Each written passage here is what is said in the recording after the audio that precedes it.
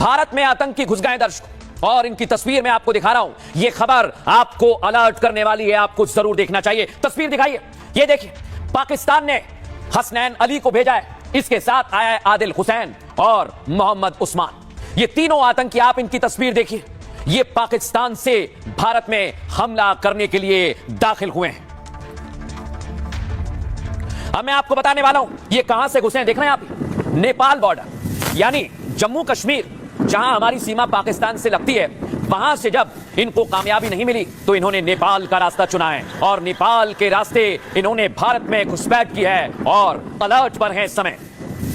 ये नेपाल बॉर्डर आपने देखा। अब मैं आपको दिखाता हूं, चेकिंग बढ़ा दी गई है। जैसे ही खबर मिली कि आतंकी आ गए, ये इंडिया नेपाल की बॉर्डर है और यहां पर चेकिंग हो रही है, लेकिन सवाल यही कि आखिर इतनी चेकिंग के बावजूद अंदर दाखिल कैसे हो गए। अब मैं आपको बताऊंगा ये आतंकी भारत में दाखिल क्यों हुए, इनकी मंशा क्या है, इनके मंसूबे क्या है। इस समय बिहार में चुनाव की सुगबुगाहट है। चाहे प्रधानमंत्री नरेंद्र मोदी हो या विपक्ष के नेता, महागठबंधन के नेता तेजस्वी राहुल, सभी इस समय रैलियां कर रहे हैं। तो क्या आतंकियों के निशाने पर बिहार चुनाव में आने वाले नेता हैं? क्योंकि सिर्फ और सिर्फ पीएम मोदी और विपक्ष के नेता नहीं है, यहां पर कई बड़े नेता पहुंचेंगे।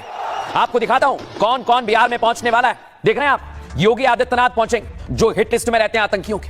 गृह मंत्री अमित शाह पहुंचेंगे, और इसलिए कहा जा रहा है ये आतंकी आखिर दाखिल क्यों हुए हैं, क्या इनके निशाने पर सियासी नेता हैं। लेकिन मैं एक बात बताना चाहता हूं, जहां से इनको सब कुछ जानकारी मिलती है और सब कुछ इनका रिमोट यहीं से चलता है। देख रहे हैं आप, यह है मसूद, हाफिज और मुनीर, और यहीं से रिमोट चलता है इनका।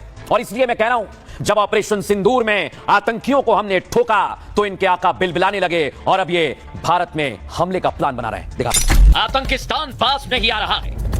भारत के खिलाफ मुनीर और आतंकी एकजुट हो गए हैं। मुनीर, हाफिज और मसूद अजहर को भारत के खिलाफ जहर उगलने के लिए सरकारी मंच दे रहा है। ये आतंकी पाकिस्तानी हुक्मरान भारत के ऑपरेशन सिंदूर से बिलबिलाए हुए हैं। भारत साफ कर चुका है कि आतंकवाद के खिलाफ ऑपरेशन सिंदूर जारी रहेगा। ऐसे में दुश्मनों की जमीन में छिपे आतंकियों ने भारत की कोशिश के नए रास्ते खोज निकाले हैं। अभी तक जो आतंकी भारत में घुसने के लिए कश्मीर का रास्ता अपनाते थे, अब वो इंडिया नेपाल बॉर्डर से घुसपैठ करने लगे। दोनों देशों में किस तरीके से हाथ मिलाने का जो सिंबल है वो दिखाई दे रहा है आपको। तमाम जो पर्यटक आते हैं वो भी यहाँ पे देखिए सेल्फीज लेते हैं, फोटोज लेते हैं, और इसी के साथ साथ जिस तरीके से अगर बात की जाए तो उन लोग भी जाते रहते आते रहते हैं, यानी कि उनसे कोई कुछ पूछने वाला नहीं है। खतरे की बात ये कि तीनों आतंकी भारत में घुस चुके हैं, आपके बीच कहीं छिपे हुए हैं। इनसे सतर्क रहना है जब तक ये ठोके नहीं जाते।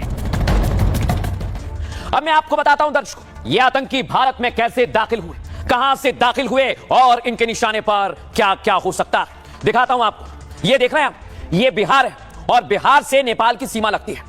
ये पूरी 729 किलोमीटर की, यानी बिहार नेपाल सीमा से ये दाखिल हुए। अब जो जिले हैं मैं आपको बता रहा हूं, देखिए, सीतामढ़ी, मधुबनी, सुपौल, अररिया, किशनगंज, और बताया जा रहा है पश्चिमी चंपारण और पूर्वी चंपारण से भी ये जो 7 जिले हैं ये बॉर्डर से लगे हुए हैं, और आतंकी यहीं से दाखिल हुए हैं। लेकिन अब सोचिए, ये घुस तो आए तो ये कहां कहां जा सकते हैं। अब मैं आपको बताता हूं, क्या ये बिहार में रुक जाएंगे, या बिहार से उत्तर प्रदेश चले जाएंगे, या उत्तर प्रदेश के बाद जो बिहार की बॉर्डर लगती है झारखंड से, क्या ये झारखंड चले गए, क्या ये पश्चिम बंगाल चले गए, क्या इनके निशाने पर मध्य प्रदेश है, या फिर इनके निशाने पर दिल्ली है, पंजाब है। और इतना ही नहीं, देश के किसी भी हिस्से में या आपके शहर में भी हो सकते हैं। इसलिए कह रहा हूं कि अलर्ट जारी कर दिया है। लेकिन अब मैं आपको बताता हूं ये आखिर 3 आतंकी कौन हैं और कैसी कैसी तैयारी है। पुलिस इस